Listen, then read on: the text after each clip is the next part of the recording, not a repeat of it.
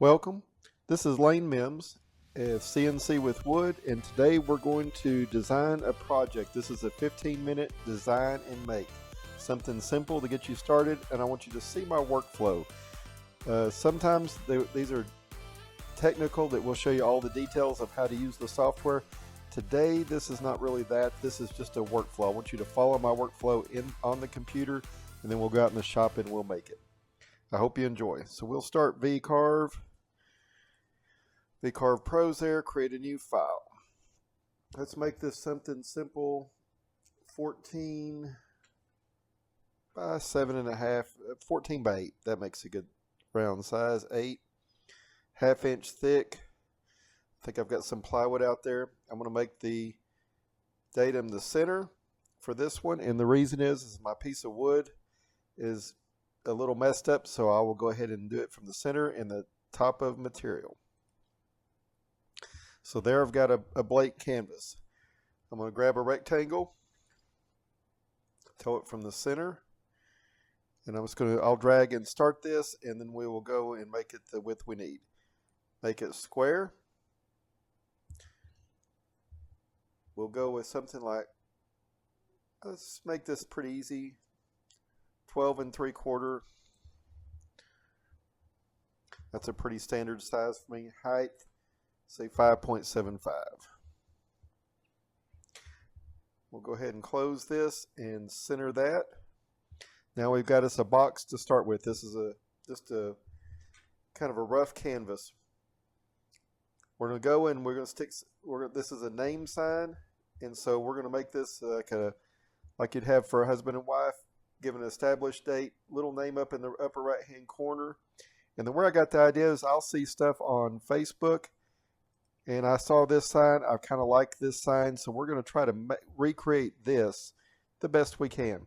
And sometimes if you can recreate what you see, it'll let you start kind of learn the software and be able to move further along faster. So first we'll go back and stick in this text or something close to it. If you don't know where to go find a text, you can always throw that into one of the font finders like What the Font. But I have a font that's pretty close to that. And the first thing I'm going to do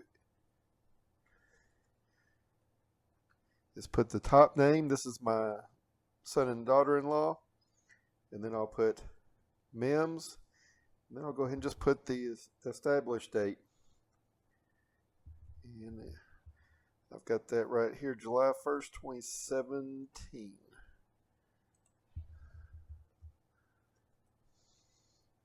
Okay, so I've got some text on there. I can close this. It's all one text right now. And I want you to see kind of how that works. I can drag it to the middle. But I can take text, type it in all at one time, or copy it in. And then I can right click on this, select it, right click, and say break text block into lines. This makes each individual line still an editable text, which is what I want. But this lets us kind of get the layout and the size we want. Move this down in the center. It'll snap to the center line. Move this one kind of the same way. We'll snap it in the middle. I'll grab the line and hold down my shift key, and it will grow from the center out. So that lets us get a basic for this name. Now we just need to get the font right. The font I've got that's close to this, we can go back and click on the text, click create text, and it will put that back in edit mode as long as we have not converted it to vectors. So the Vivaldi looks like a pretty close fit. I could also set an exact size. I can type in 3 inches or 2.5 or whatever I want, and then we'll close that. I'll drag it right on that center line. I'm going to leave us a little space on the right because we're going to go back and put the hearts like it showed on here. So now I've got an established date. I like the text here, but I'm kind of a little bit bigger fan of some other fonts. So I'll try some. We'll go put italic on that. And I'll probably make it about 0.75. We'll try to see if that will fit. 0.75 tall. And see if we can squeeze it in there, get it nice. maybe 0.7, 0.68 maybe. It's just one of those you try to get a good visual look to it and get it where it works and flows. I'll make our text at the bottom. I'm going to leave it Times New Roman, pretty standard font, pretty easy to deal with.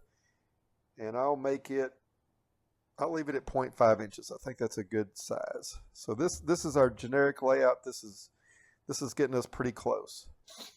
But while I'm here, I'm going to go back and edit the text. This font is a good looking font. It's real clean. A lot of times when I'm V-carving, I'll go ahead and bold them. So we'll go ahead and bold this one, and you'll see it do some strange stuff on here. You'll see it mess up the font. So I'm going to do several things on here and just want you to follow along. Right now I'm selecting the text. This is editable text. And I'm going to copy it to another layer, a new layer. I'm going to tell it that layer is not visible, and it's going to call edit text. And I can copy all these to that edit text layer and keep a copy of those. Copy to layer edit text. That layer is turned off. The little light bulb is turned off. You can turn it on and off. But with it like that, now I've got something I can work with. So here's the edit text, and here's the layer I'm working on, actual activated layer. So I can right click and activate it. I'm going to convert this one. I don't need to convert these. They don't touch. They don't have any issues. They don't have anything odd about them. Neither does the established date. But this one, you can see it overlaps. You can see it has some little odd character pieces to it. And that's because they don't always develop a font for a bold style font. And so sometimes when it goes to a font generator, they have some odd characters that come up where it tries to complete the vector. So to be able to clip these pieces out and fix it, I'm going to right click and convert to curves. Now I can come in with my scissors, clip those little pieces off, clip them off. You need to look pretty careful, drag around, see what it's doing.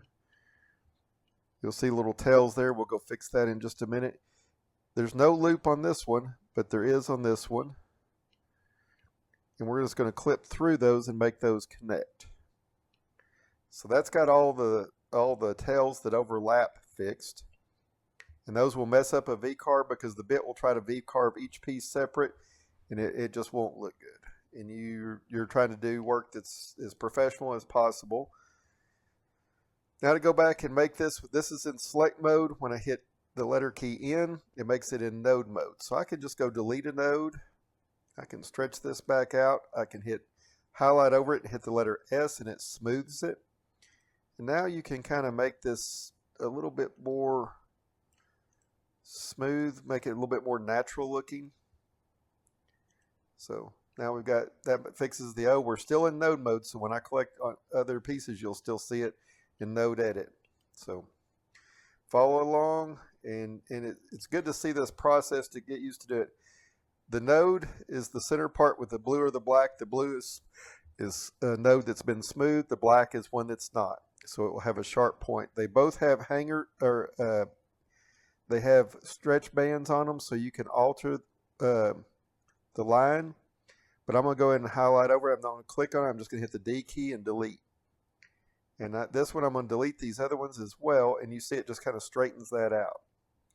We'll do the same thing up here in this corner too and see if I can fix that and make it a little bit smoother. There you go. Just round that off a little bit.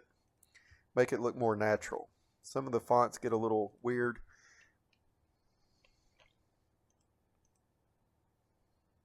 Hit smooth on that and it'll smooth it right over. I can highlight several and delete them all at one time. Now I've got this little bit clean back up. Hit smooth. It made that a nice, clean, easy look. So the font's starting to look like we want. I'm going to take this out, this little piece right there. I'll smooth the ones on either side of it. I'll probably take this out and make it a little bit more straight banded, and then I can smooth those. If I hit insert, hit I and put a new node right there, I can right click and say insert from that. I can do that from anywhere in here. I cannot now go ahead and smooth and see it doesn't smooth as big of an area, but it does take some of the junk away. So you still want them connected and you still want them to look connected, but they don't have to look deformed.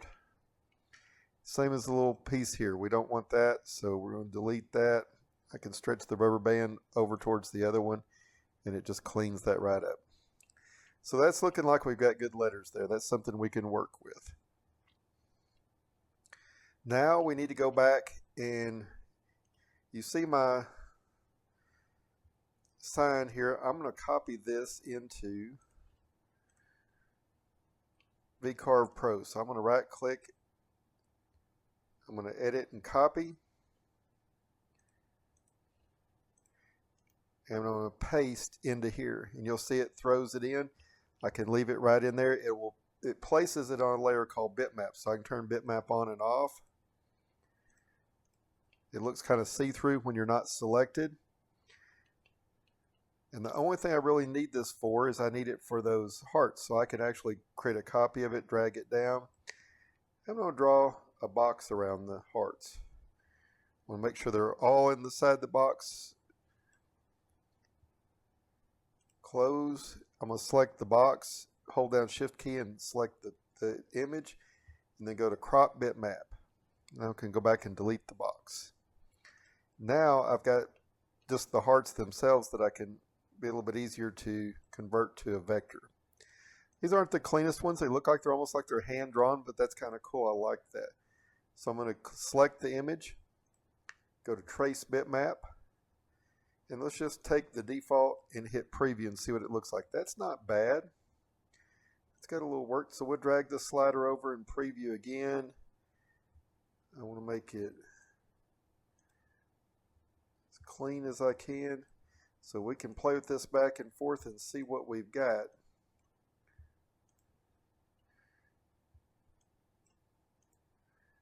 Some images work better than others. I think it's something we can kind of work with right there. I'm going to tell it to apply, close. Sorry, I bumped the microphone. I'm going to turn off the bitmap layer because I just want to see the top part. Now when I select this, you notice it grouped everything. So we're going to hit U for ungroup. I'm going to select the little pieces that are outside here that we don't need. Rubber band over them and take those away. Now I've got to get this other part cleaned up, and I wanted you to kind of see this from a rough image. This one's a good one to clean up. So I hit node, and you see it's got a lot of little wavy lines. So I can go in and delete some of these, and I don't really want it to have all that. I guess it's kind of just a mess.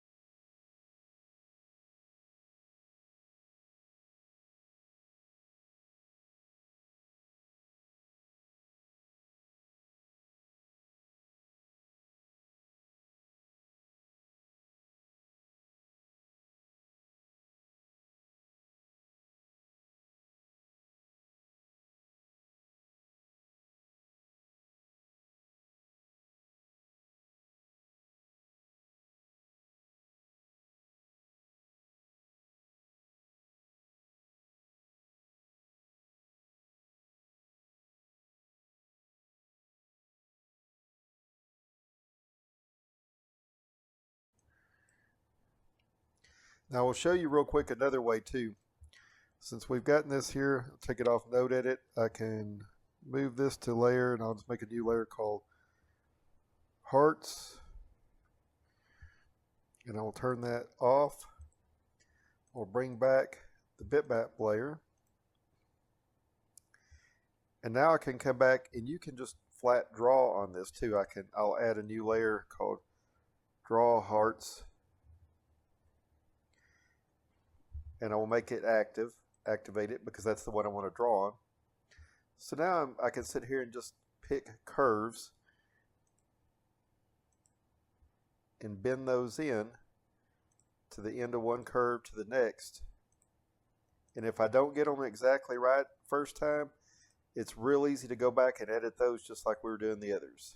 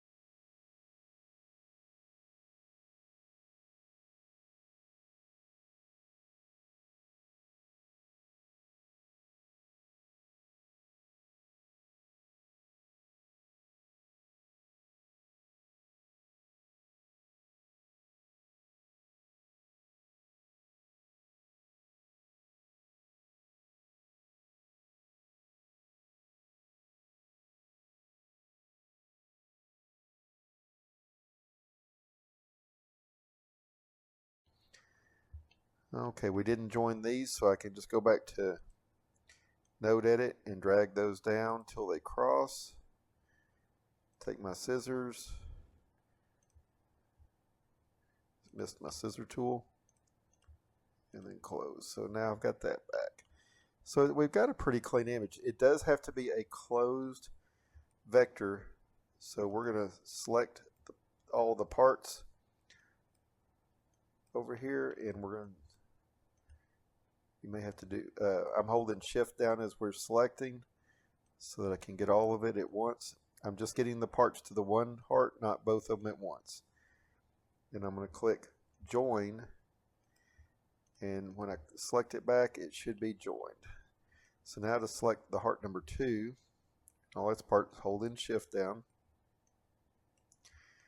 All those little parts we drew have to be selected in here.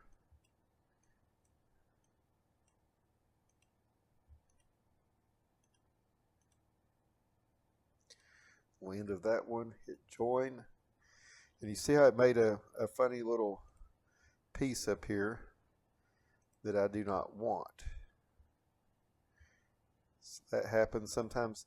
That was because we had pieces that were not joined correctly before, so I'm going to pull that back in.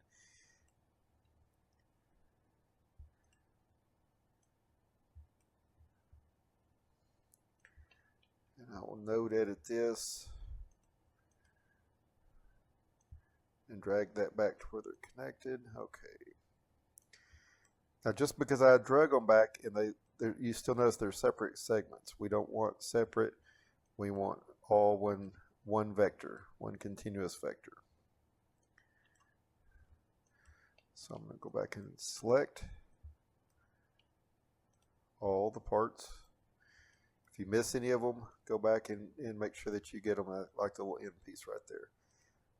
Join these again, and you see it now, it made them whole. I can check this by right clicking and say selection all open vectors. There's no open vectors in this design. So I'm going to grab those both together, hit group, and now they're just one piece. And that'll be how my hearts look on this cut. So we'll size them down holding shift and get them a little bit smaller. And then we'll use the rotate and just kind of rotate those over and make them fit and look nice. A little bit smaller again. That looks pretty good. It looks pretty close to what we had, so we can turn on bitmap and you can kind of see the other part. You kind of see we're pretty close to that. They had theirs straight. I've got mine a little bit curved, but like I said, we can make our sign however we want. Now we're about ready to make tool paths. I want to make a few little additions. We like that little bar right there, so I'm going to make one that looks like that on the front and back end. And I'll show you how to do it with a line, so you can learn how to use a line. You can sit there and make this. We want to make it 2 inches, and we will go down 0.1, and we'll go back 2 inches. I can just type in the number, and it will go the way that my cursor points. Now it made this, it looks like a rectangle, but we want to make sure it's not open. So I'm going to selection all open vectors. So it closed it up. And I can size this down a little bit if I want. I can get it a little closer. I can put one on either side. And now we got something that's pretty cool. Just gives it a little bit more character. And those don't have to be square. I like the square on a V-Carve, and I like the way the V-Carve handles it. In fact, to give it a little bit more detail, let's go and let's pull in let's go back to our design tab, to drawing tab. I've selected this outer, and let's make one, say 0.2 out. Create sharp edges, and then let's make one in 0.125. And so now it's got us, we'll make a new outside border that way, and we'll make an inside border we're going to V-Carve. So now let's start. Now we want to make something to V-Carve. So we're going to choose V-Carve tool path. My start depth is 0. I'm not real worried about a flat. I'm going to select a 60-degree 1/4 inch V-bit. I'll probably use my white side bit. That's one of my favorites that just cuts well in what I call cheap woods. No clearance tools on this. I'm not worried about a flat depth. If it starts trying to cut through, we'll worry about that, or maybe go to a 90-degree afterwards. I can grab all this stuff that's in the inside, hold shift key and grab it, plus these 2 vectors here. And I calculate this. Let's see what it looks like. We'll preview all tool paths and see if this got what we were looking for. Now you can see where it made a pretty nice clean edges on this. It took that part that we fixed out. It still leaves a few little strange pieces, but that's not bad. That'll work. This will look good on a carve. So since I've got that, I'm going to double click it, go back into it, and I'm going to call it V-Carve 60-degree 0.25 bit, and pass 1. Now we should be good to go there. I'm also under edit. I'm going to make sure that this tool number means something to me, and I use for 2/5 inch or 1/4 inch, I use a 62.5. Tells me it's a 60-degree 0.25. If it just says 60, it's a 60-degree 1/2 inch. That's my standard size bit. So we'll calculate that back for that. We'll also make sure let me go back and double check speeds and feeds. 12,000 is a good one. Pass depth 0.15 is good. Feed 50, plunge 35. Those are good numbers. You're not trying to get in a hurry when you're V-carving. You can do a test piece and see how well it'll take the V-carve, but if you start going too fast, it'll start chipping out or not leaving a good carve. So we've got that. We only have one more thing left to do, and that's go and cut this out. So we're going to select the outer, select profile. I'll Z, since my depth is already set. Z plus 3/1000. I'm going to select an 1/8 inch bit, and this will probably be my mini Jenny.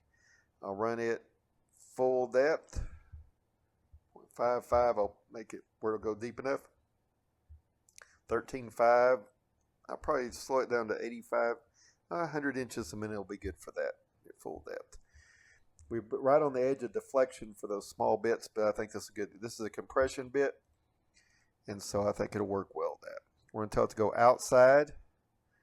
I'm not going to do an offset. I will add a ramp. I like doing ramps. It's a 0.125, so I'll do twice the bit diameter ramp. And I'll call it profile cutout 0.125 compression. Pass 2. It tells me we're going deeper than the wood because I want to cut 3/1000ths into my spoil board. Now probably what I'll do in the shop is I'll go out there, close this, set my height. This picture up here tells you everything you need to know. It says my datum is in the center and it's at the top. All I got to do is hit set and change this to machine bed and recalculate that last toolpath. And then I can zero on the bottom, and almost all my profile cuts I zero on the bottom. I want it to zero on the bottom so it goes 3,000 into my spoil board in case I don't quite get an even measurement of my board. My spoil board, since I've gone in a surfacing on it, I know it's nice and smooth. It's smooth in relation to the machine.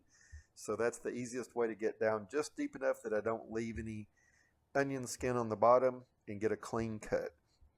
So we've got one more thing I want to show you is how I hold this down. We're going to go back and add one more piece to this. I'll go back to 2D view.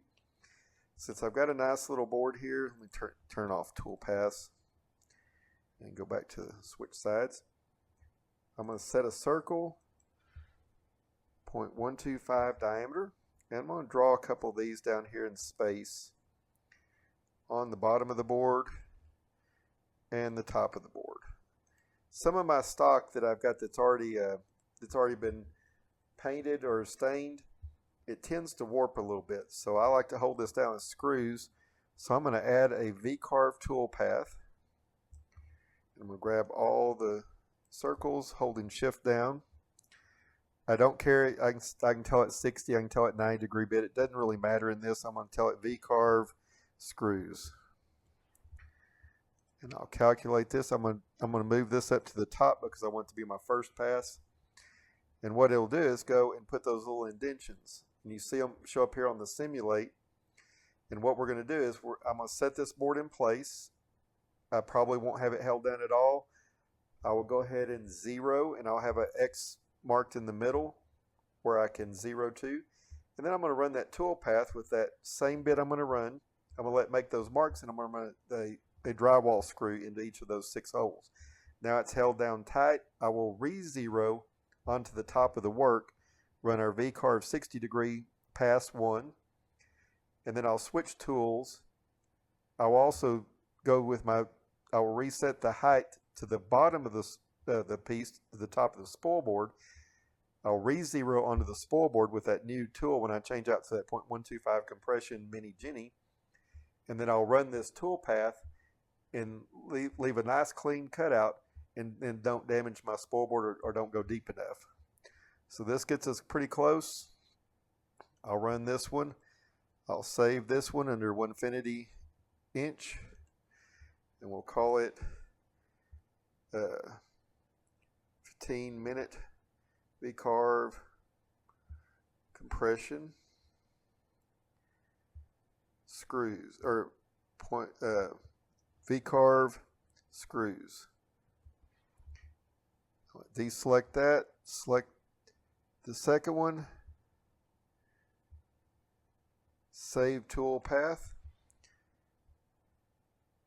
15-minute V-Carve 60-degree 60.25 pass 2. And then before I save this next one, I'm going to change and set my height to machine bed. Tell it OK. It's going to recalculate all my tool paths, even the ones I've already run. Tell it OK. Deselect, go to save, select the one file output and say V-Carve or 15-minute profile 0.125 mini Jenny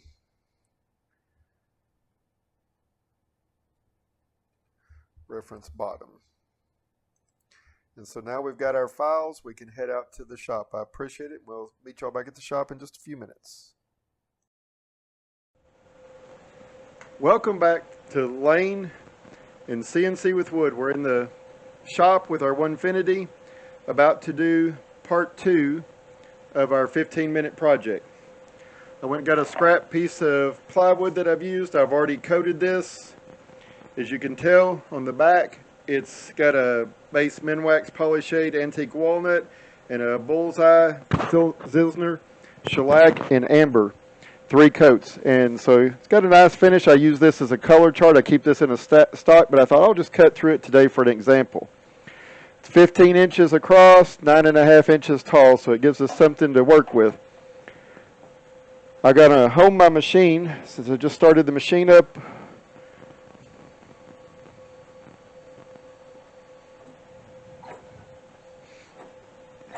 So we got the machine homed.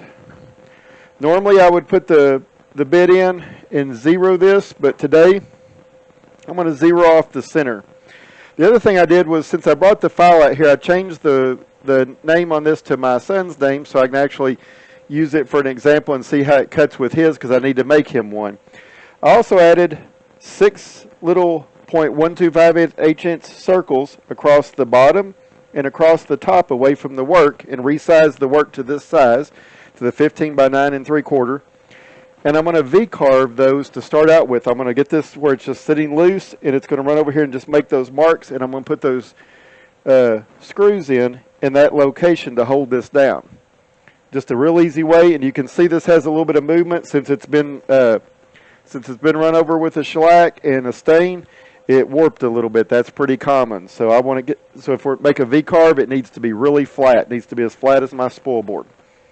So to start off with, we're going to put the V-bit in. Always blow out the collet. Insert this in. I don't want a lot of it sticking out if I can help it.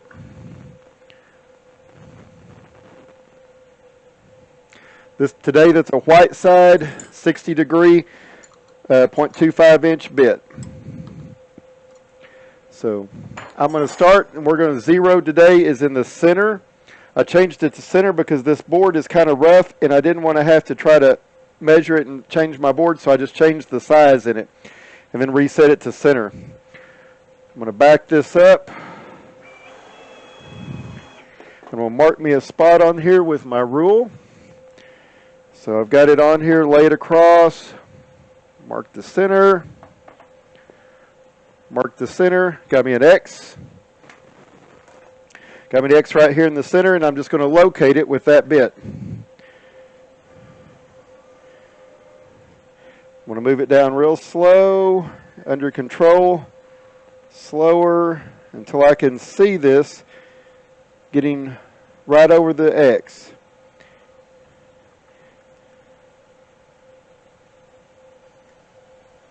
I can hold the left button down, it will only move an X. I can move the right button, it will only move in Y. So I get it right over the center of that. And it looks like we're pretty good. So I'm going to hit 0. And since this is easy, I'm just going to go ahead and hit 0 all. It makes everything 0 because I still have to do my bit for my Z. So I'm going to raise this back up. And right now, since this corner's flat, I'm going to do this over the corner. I'm going to turn my probe upside down. Move it over this. And all I got to do is get it within an inch.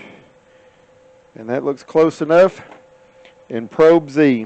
It's going to ask to do continuity check and test before it continues on. When it says OK, it'll start down. That just makes sure that your wire's on and everything's connected. It hasn't become loose, and that's a good thing for CNC. It keeps you from breaking a bit or getting you in a spot. So it touched off. Probing complete.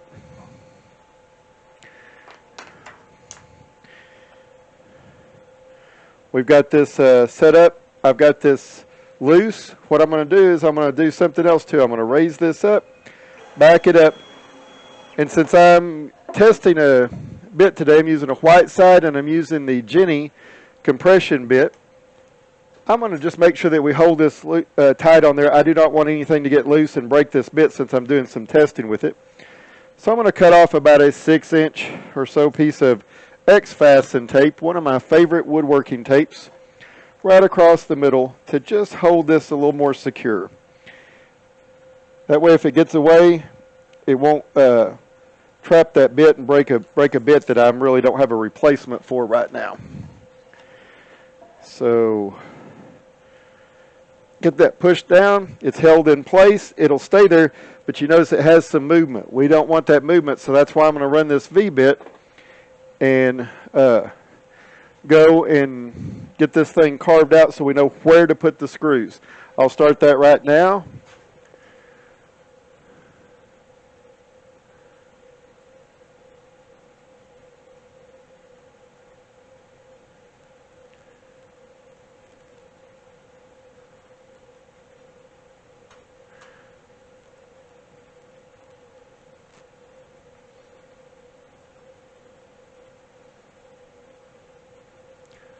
The file is loaded. I'm going to tell it scroll this up and everything's ready to go. I'm zeroed on top of the board and in the center. I'm not going to use my dust collection on this part because it'll just happen real fast. It's just going to touch off on each one. So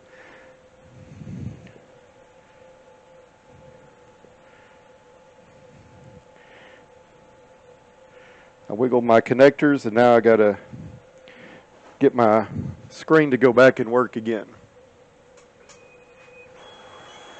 So I start it up, I tell it to continue.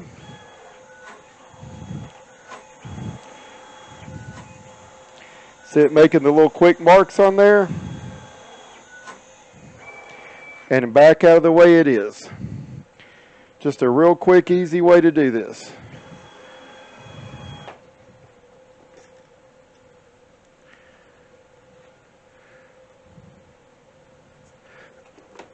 Dust this off real quick, blow it off with air.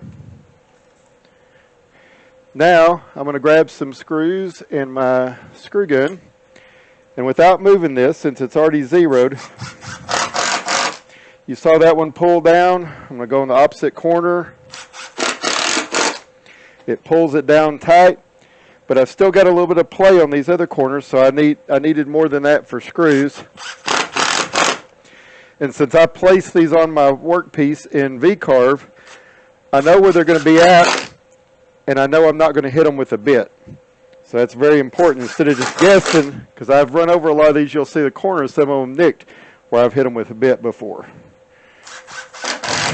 Hard on the bit, especially some of the new carbide, will chip off that, and you don't want to chip these. So now I'm ready to go. I'm going to load my file, and we're going to run this file for the main pass. And this one I will do with vacuum. It makes a little bit more mess. So I'll go ahead and drop this down. Drop the legs all the way down. Grab the controller and move it back over here. Set this on my workpiece and then just adjust these back till it just sets down and touches the workpiece. Get it centered, lock those down, and we are good to go.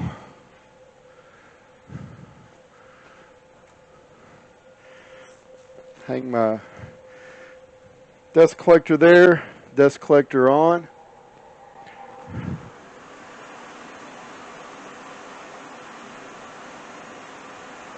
Load the files.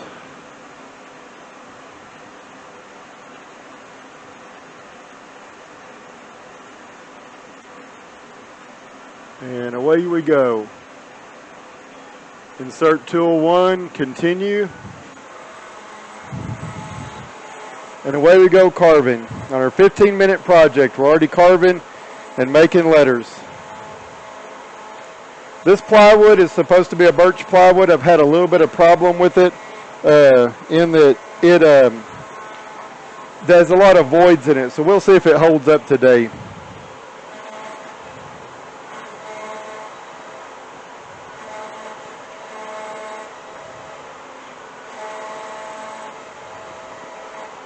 You notice I do not run a lot of speed when I'm doing V-carves. You can sometimes, but typically that's not a good idea.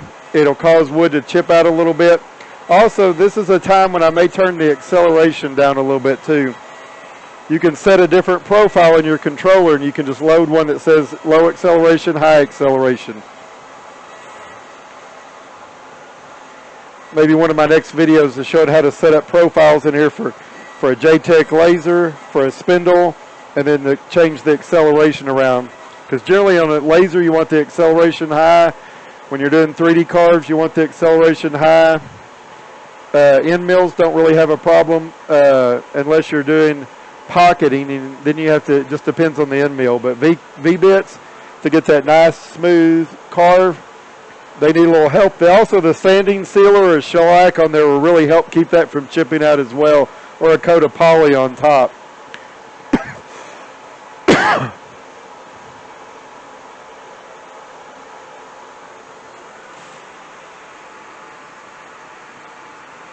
Got about 4 minutes left on this. Like I said, I did not run in this very fast.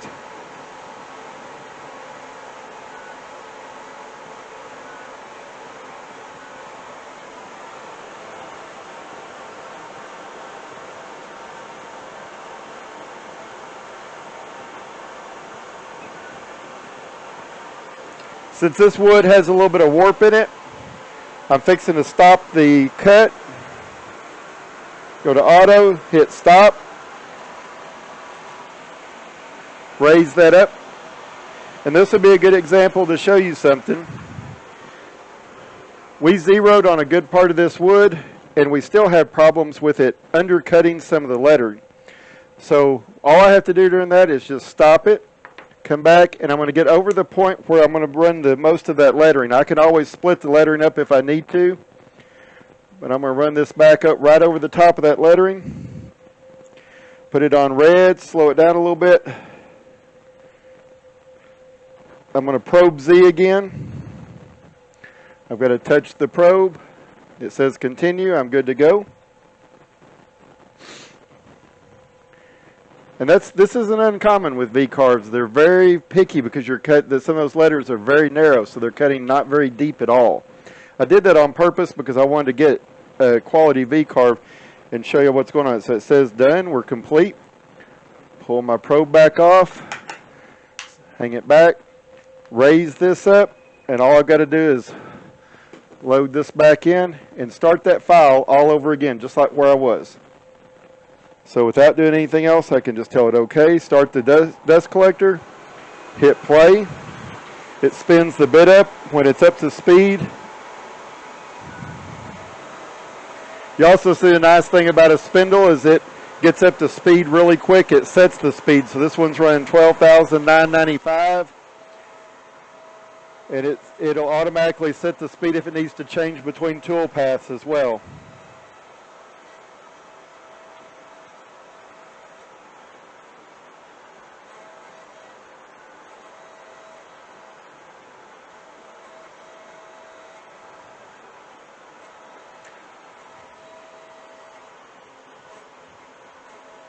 The white side bits to me are kind of like the Freud. They're one of the best cutting bits, but they're not very long lived. So if you're cutting a lot of hardwoods, you may be going through them pretty quick. But the quality on the cuts seem to be really good.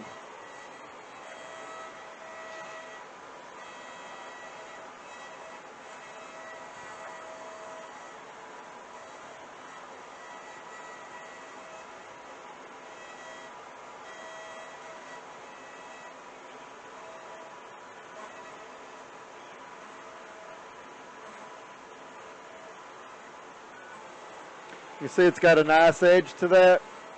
It's got a clean cut, so it looks like a pretty good V-bit. It's the first time these have been out of the package.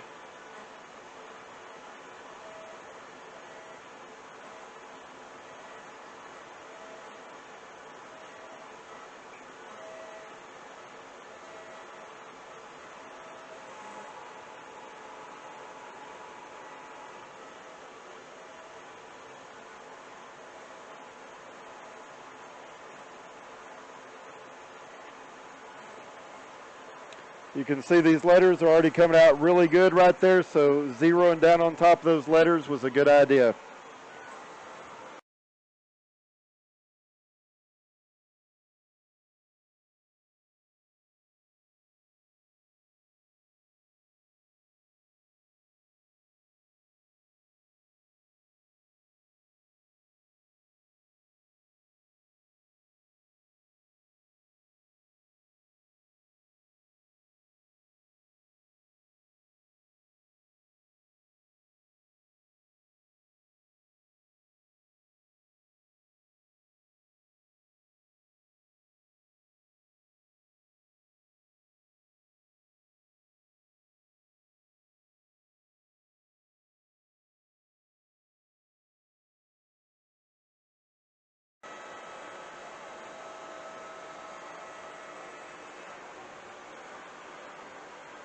Okay, and that finished up. Dust collector off, raise the bit up. Go back and hang this out of the way. I've got a hanger for to get that clear. And now it's time to change bits. Put the Jenny on, or mini Jenny, excuse me. This is the 1/8 inch Jenny.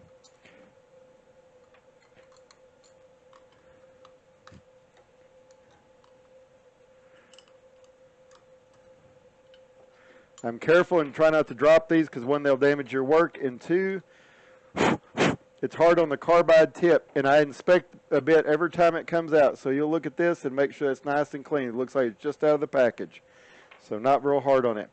Pick up a new collet, blow that out, pull the mini Jenny out of the case, and for y'all that haven't seen this yet, this is a good cutting little bit. It's a real short compression bit, so you don't have to run it very deep, and that's very good for most of the machines. For the people that have Shapeokos and stuff that have a little bit more trouble with power and how hard you can push them, this bit lets you use a compression bit, but you don't have to go full depth, and you still get a good bottom and top. So you can make a 1/2 inch in 2 passes or a 3/4 inch in 3 passes. So drop that in.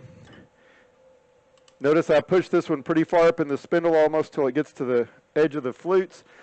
I don't want very much overhang because that stick out causes bit deflection. And bit deflection pretty much is going to be the limiting factor to how hard you can push these little bits. So we've got that on. I have to zero it. Grab my probe, attach. I'm going to set it right in the middle. Hit the red.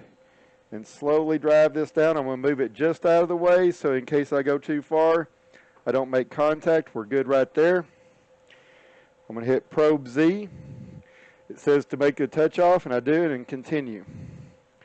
Now it's right down. It's going to make the double touch off. Get the Z done right. I tell you what, I made 2 files. I think I'm going to actually change this one up. To make sure this little bit, and I do this a lot on my test bits or when I'm cutting through, I'm going to move this off to the board and I'm going to load a different file. I have one where I always make one where I zero top and zero bottom. So move this out of the way, move it underneath. I want to zero off the bottom so y'all can see how nice a cut that gets. Probe Z again, touch, and down it goes. When you're doing a through cut, I'll usually add a little bit onto my board. So this is a 0.47 inch, 1/2 inch ply. I will measure it that, so I'll call it 0.5 in my book. If I'm going off the bottom, I'll add about 3/1000 to it, and I will cut just into my spoil board about 3/1000 when I do this way. I know it's going to get, since this is a surface spoil board, it'll cut into it all the way around. I don't leave any onion skin on that back side, and sometimes with ply it tends to flake up, so I'm going to try not to do that on this one. So pull this off. We've got a good probe. It says so till it's done. I'm going to raise this back up and insert my dust collection again. Nothing changes on the height of the dust collection. Try to get this where my little straps don't catch on anything. I'm going to go switch files that I'm going to load.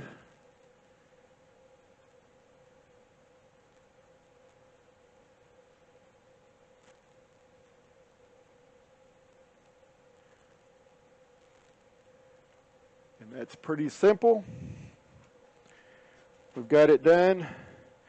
We've got the mini Jenny in. I've zeroed off the bottom. I loaded the file for the bottom because I always keep one and I'll call it bottom and top just to remind myself, because sometimes I get in the shop and I'll just be in a hurry, so I just cut it off the top. It's no big deal. You just need to make sure that you know what you're loading every time that you go, so you're sure. And with V-Carve, you can print a set of instructions that will kind of lead you through. It tells you what toolpath numbers are, what the toolpath names are, whether they're top, bottom. So you can carry that out here with you, and sometimes early on that's a helpful thing. So turn dust collection on. Start this up. It goes right now to its safe height. When I hit continue, off it goes.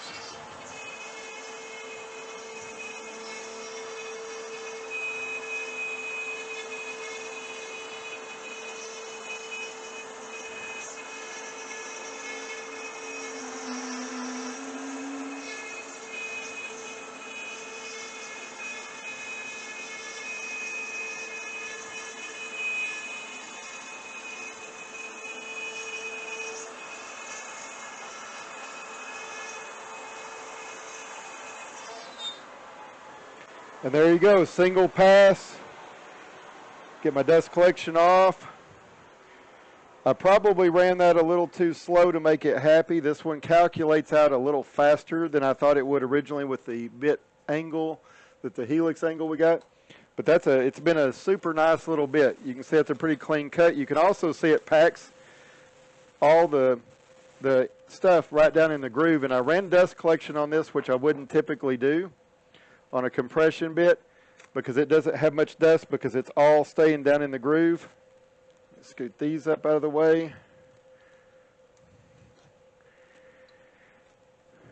Hit this up and move it out of the way. So now we've got our board. You can see all the sawdust is packed in there. So I'm going to pull the board up.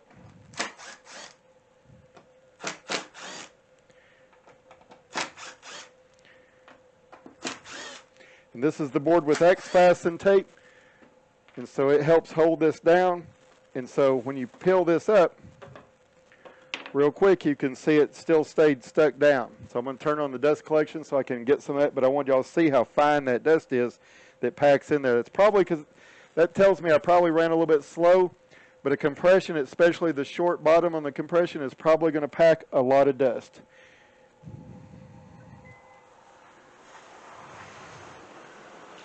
If you can see real close, you can see it's still packed along the edge as I pull it loose. That's a good sign. That's what was holding it in place. And we want that, all four sides.